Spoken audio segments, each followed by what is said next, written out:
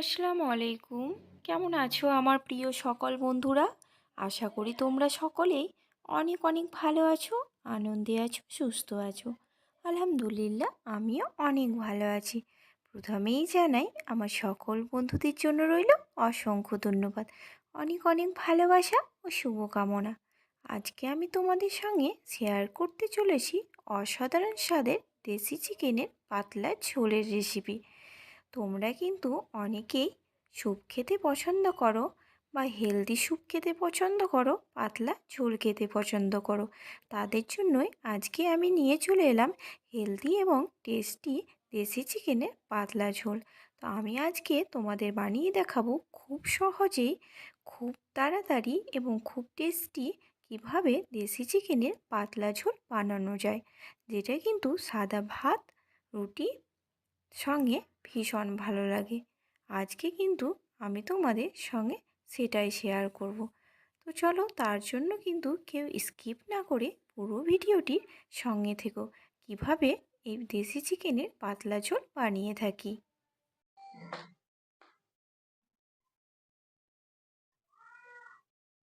তার জন্য এখানে আমি দেশি চিকেন নিয়ে নিয়েছি।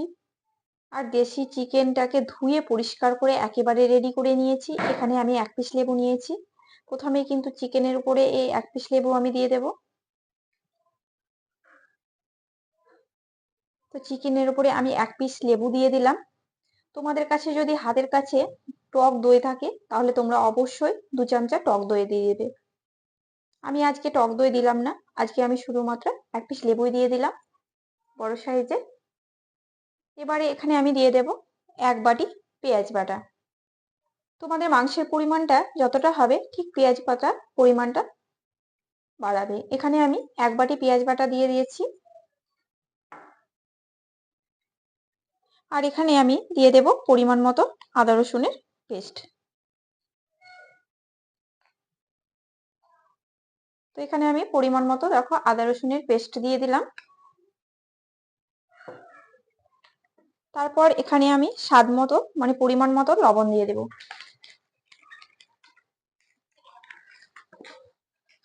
এখানে আমি পরিমাণ মতো লবণ দিয়ে দিচ্ছি। দিয়ে দিচ্ছি পরিমাণ মতো হলুদের গুঁড়ো। পরিমাণ মতো হলুদের গুঁড়ো দিয়ে দিলাম। তারপর দিয়ে দিব এখানে আমি 1 চামচা ধনিয়া গুঁড়ো। আর দিয়ে দিচ্ছি 1.5 চামচা জিরে গুঁড়ো। এখানে ধনিয়া গুঁড়ো দিলে কি হয়, চিকেনের স্যুপটা কিন্তু ভীষণ ভালো লাগে। যে কোনো স্যুপেই দেখবে ধনিয়া গুঁড়ো দিলে খুব সুন্দর একটা সেন্ট ছড়ায়, তাতে করে ভীষণ ভালো লাগে খেতে। এখানে আমি পরিমাণ মতো সরিষার তেল দিয়ে দিচ্ছি।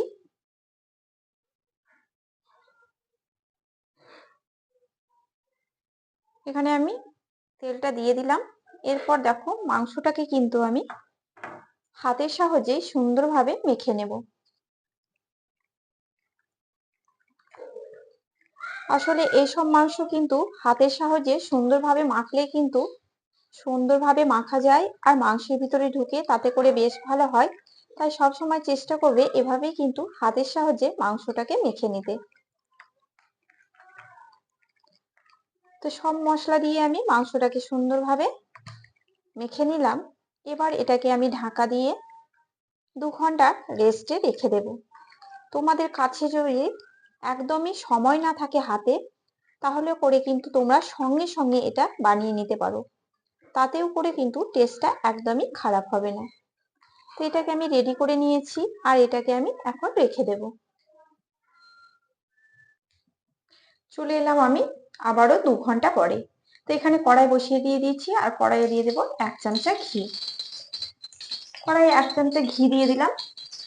দিয়ে দিচ্ছি এখানে মোটা এলাচ, ছোট এলাচ, দারচিনি, লবঙ্গ। এখানে একটা ফোড়ন রেডি করে নেব। এটা করে একটা খুব সুন্দর সুগন্ধ বেরোবে। ঠিক তখনই কিন্তু আমি এর মধ্যে দিয়ে দেব 1/2 চামচা গোটা জিরে। এই গোটা জিরে দেওয়াতে খুব সুন্দর হবে টেস্টটা, আর ভীষণই ভালো লাগবে। তো এখানে আমি গোটা জিরে দিয়ে দিলাম 1/2 চামচা, আর দিয়ে দিচ্ছি শুকনো 3টে তেজপাতা। এখানে শুকনো তেজপাতা দিয়ে দিলাম। ফোড়নটা কিন্তু রেডি হয়ে গেছে দেখো। এবারে এখানে আমি দিয়ে দিচ্ছি 5 থেকে 6টা গোটা রসুন। রসুনটা দিয়ে দিলাম। রসুনটাকে একটুখানি ভেজে নেব। ঘির মধ্যে কিন্তু ফোড়নটাকে, রসুনটাকে আমি সুন্দরভাবে ভেজে নিচ্ছি। তো ঘির মধ্যে কিন্তু রসুনটা, ফোড়নটা সবটাই কিন্তু ভাজা হয়ে গেছে। এবারে এর মধ্যে দিয়ে দেব কিছু কাঁচা লঙ্কা চেরা। লঙ্কাটা অবশ্যই তোমাদের পছন্দ মতো, যে যেমনই ঝাল খেতে পছন্দ করো সেরকম পরিমাণে লঙ্কা দিয়ে দেবে। আর একটা কথা, এখানে কিন্তু কোনো লাল লঙ্কার গুঁড়ো ব্যবহার করব না, বা কোনো কাশ্মীরি লঙ্কা ব্যবহার করব না। কারণ হচ্ছে পাতলা ঝোলে এসব ব্যবহার করলে কিন্তু ঝোলের গুণটাই নষ্ট হয়ে যাবে। সেই কারণে এখানে আমি কোনো লাল লঙ্কার গুঁড়ো, কাশ্মীরি লঙ্কার গুঁড়ো কোনো কিছুই ব্যবহার করছি না। এটা শুধুমাত্র গোলমরিচ আর কাঁচা লঙ্কা দিয়ে আমি বানাবো। তারপর এখানে আমি দিয়ে দিচ্ছি কিছু পেঁয়াজ কুচি। এখানে 2টো পেঁয়াজ কুচি নিয়েছি, সেটাই আমি দিয়ে দিলাম। এখন আমি পেঁয়াজগুলোকে সুন্দরভাবে ভেজে নেব। পেঁয়াজগুলোকে একেবারে ব্রাউন ব্রাউন করে ভেজে নিতে হবে। এটা কিন্তু সুন্দরভাবে ভাজা হয়ে গেছে। এবারে এখানে আমি কিছুটা পরিমাণে পেঁয়াজ ভাজা তুলে রেখে দেব। তো এখানে আমি কিছুটা পরিমাণে পেঁয়াজ ভাজা তুলে রেখে দিলাম। তারপর এর মধ্যে দিয়ে দিচ্ছি সে মেখে রাখা, ম্যারিনেট করা মাংসটাকে। তো সব মাংসটা কিন্তু আমি এর মধ্যে দিয়ে দিলাম। তারপর কিন্তু এটাকে আমি ভালোভাবে কষিয়ে নেব। মাংসটা দেওয়ার পর কিন্তু কিছুক্ষণ এটাকে 15 মিনিট হাই ফ্লেমে কষিয়ে নিতে হবে। এটাকে হাই ফ্লেমে কষাবে, তাতে করে মাংসের কোনো গন্ধ থাকবে না, আর টেস্টটা কিন্তু ভীষণই সুন্দর হবে। এখানে দেখো আমি 15 মিনিট মাংসটাকে হাই ফ্লেমে কষিয়ে নেব, তাতে করে মাংসের ভিতর থেকে জলটা ছড়িয়ে আসবে।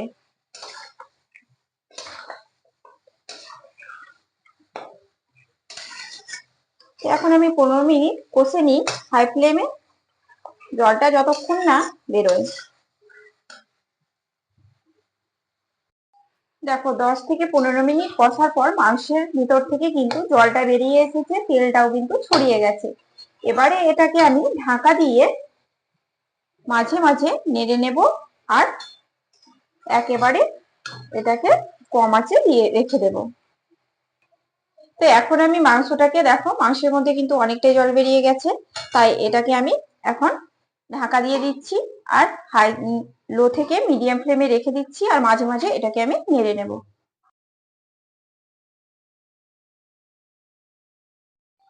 ঢাকনা খুলে কিন্তু মাঝে মাঝে চিকেনটাকে নেড়ে নিচ্ছি। দেখো চিকেনের মধ্যে কিন্তু অনেকটাই তেল আর জল দাঁড়িয়েছে।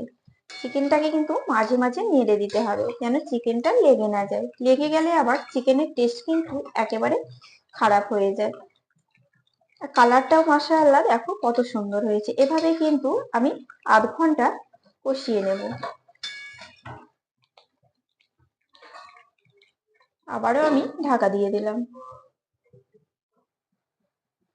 তো দেখো মাংসটা কিন্তু ভালোভাবে কষানো হয়ে গেছে, কালারটা দেখে বুঝতেই পারছো, আর একদমই তেল ছড়িয়ে গেছে, মানে মাংস ভালোভাবে কষানো হয়ে গেছে। মাংসটা কিন্তু সবসময় ভালোভাবে কষে নিতে হয় অনেকক্ষণ ধরে, তাহলে করে মাংসের গন্ধটা একদমই ভালোভাবে চলে যায়, কোনো গন্ধ থাকে না। অনেকেই কিন্তু মাংসটা বেশিক্ষণ ধরে কষায় না বলে মাংসের ভিতরে একটা গন্ধ থেকে যায়, খেতে কিন্তু ভীষণই বাজে লাগে। তো দেখো মাংসটা কিন্তু কষানো হয়ে গেছে, রেডি। এবারে আমি এর মধ্যে দিয়ে দিচ্ছি গরম জল। এখানে গরম জলটা দিয়ে দিলাম, কারণ মাংসটাকে আরো কিছুক্ষণ আমাকে সেদ্ধ করে নিতে হবে, যাতে মাংসটা একটু নরম হয়, সেভাবে কিন্তু জল দিতে হবে। আর এটা কিন্তু পাতলা ঝোল হবে দেশি মুরগির, সেই কারণে একটু বেশি পরিমাণে ঝোল দিতে হবে, যেন ঝোল ঝোল থাকে। তো মাংসটা দেখো আমি এখন সেদ্ধ করতে দিয়ে দেব জল দিয়ে ঢেকে। আর এখানে অবশ্যই কিন্তু গরম জল দেবে, এখানে কোনো ঠান্ডা জল দেবে না। এখানে ঠান্ডা জল ব্যবহার করে মাংসের স্বাদটা নষ্ট হয়ে যায়, আর সেই কারণে এখানে সবসময় গরম জলটাই ব্যবহার করবে।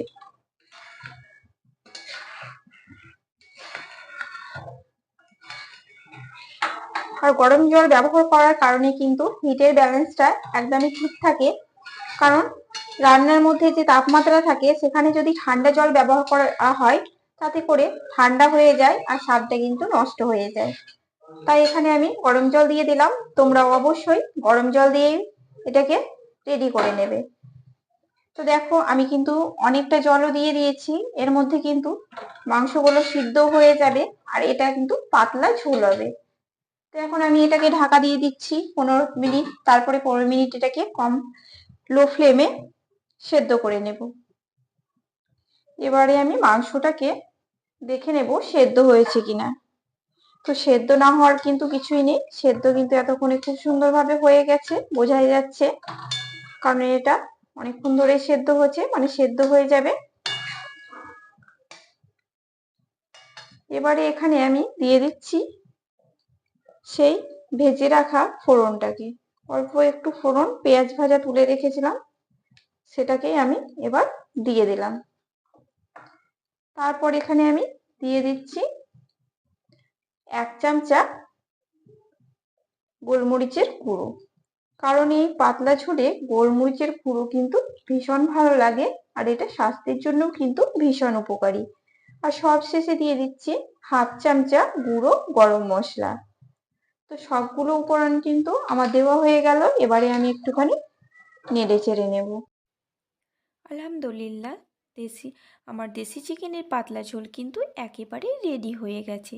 এবার আমি তোমাদের একটুখানি সার্ভ করে দেখিয়ে দিচ্ছি ঠিক দেশি চিকেনটা কতটা পাতলা হয়েছে আর কতটা লোভনীয় হয়েছে। এভাবে দেশি চিকেন যদি রান্না করা হয় স্বাস্থ্যের জন্য কিন্তু ভীষণ উপকারী। এটা যতটাই হেলদি ততটাই কিন্তু টেস্টি। তোমরা কিন্তু অনেক সময় একেবারে রিচ রান্না খেয়ে একঘেয়েমি হয়ে যাও, তোমরা কিন্তু চাইলে এভাবেই দেশি চিকেনের পাতলা ঝোল বানিয়ে নিতে পারো। তাতে করে এটা স্বাস্থ্যের জন্য ভীষণ উপকারী হবে। এটা কিন্তু খেতেও অনেকটাই টেস্টি হয়। তো আমার আজকের রেসিপিটি কেমন লাগলো তোমরা কিন্তু কমেন্ট বক্সে অবশ্যই জানাতে ভুলো না। আর তোমরা একবার অবশ্যই এভাবে ট্রাই করে দেখো, ভীষণ ভীষণ ভালো লাগবে।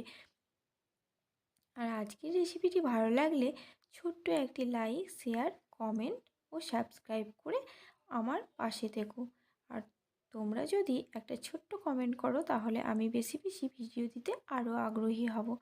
সবাই অনেক অনেক ভালো থেকো, সুস্থ থেকো, দেখা হচ্ছে নেক্সট ভিডিওতে। আল্লাহ হাফেজ।